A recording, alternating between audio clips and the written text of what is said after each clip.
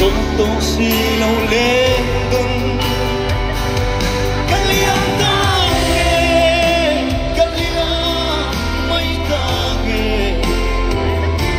katiang ve lâu đi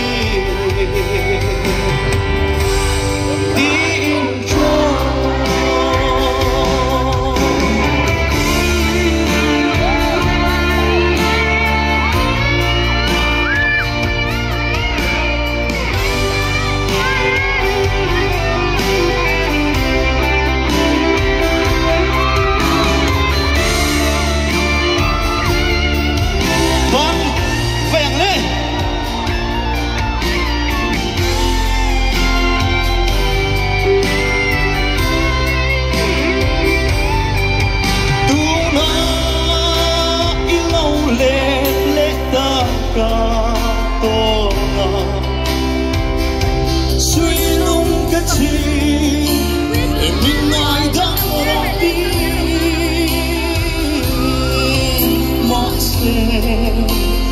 sống tô si lâu lên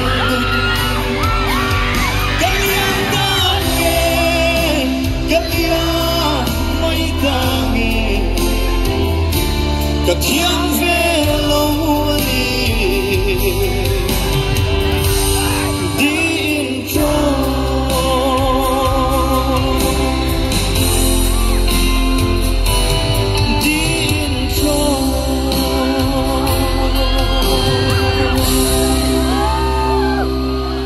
hello man.